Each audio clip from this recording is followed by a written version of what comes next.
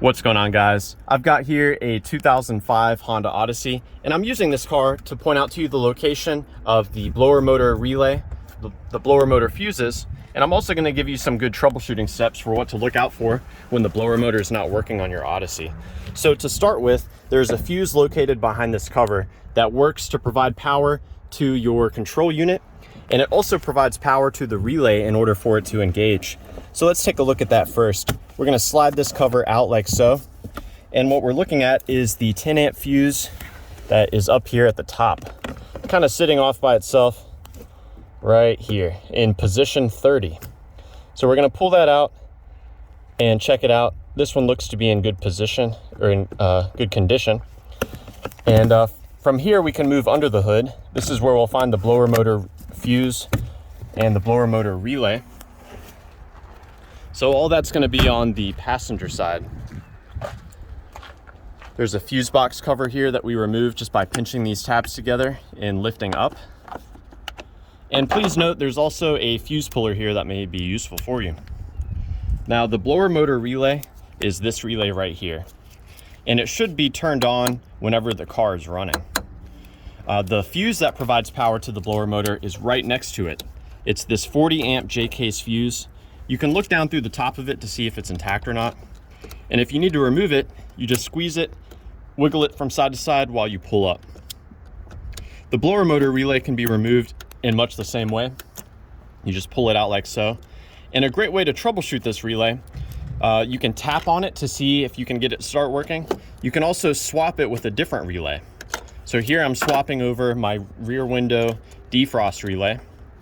If after making the switch, my blower motor starts to work, then I know that my original relay is probably no good.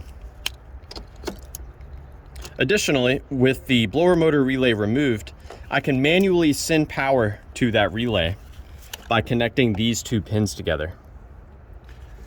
So doing this will bypass the relay, and it will not cause the blower motor to turn on, however, because in order for the blower motor to run, it must receive a power and a ground. And it's actually the ground that controls the speed of the blower motor.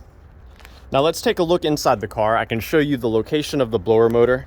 I can also show you where to find the blower motor resistor or the controller, and give you some more troubleshooting steps. So down here at the bottom, here is our blower motor. And much like the relay, a great way to troubleshoot this is to have the blower motor turned on and come down here and just give it a couple of good whacks. Sometimes blower motors can get a bad connection in the motor, and just hammering on it, you can sometimes get them to start working again. Now, another thing we can do is disconnect the blower motor to check to see if it's receiving both a power and a ground. So here's the connector for it. We simply push on the little tab here on the side, and we can pull the entire connector down while we're holding that tab. So here's what I'm pushing on right here. Now look at the 2-pin connector. We've got a white blue wire that should receive power from the blower motor relay whenever the car is on. When you actually turn the blower motor on, a ground is sent to it through the blue black wire. So that ground is actually what causes it to come on, and the strength of the ground will dictate the speed of the fan. And that ground comes from this component here. So that's the blower motor resistor, or the blower motor transistor. And as you can see, this one's been replaced before. You can see it's a different color. And that's just held in, I believe those are 8mm screws.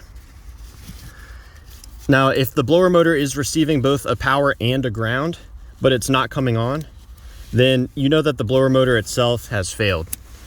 And as far as replacing the blower motor, it's pretty simple. There's a little cover here that's held on. There's a Phillips here. There's probably a Phillips on the back side. Yep, we can see it right there. And looking all around the blower motor, there are some 10mm screws. I believe there's going to be a total of 3.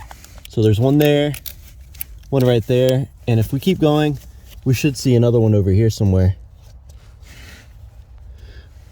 But yeah, so I hope that this information was helpful for you, or at the very least a good starting point in troubleshooting the blower motor on your Honda Odyssey. Please do let me know if you have any questions or any advice. And thanks for watching.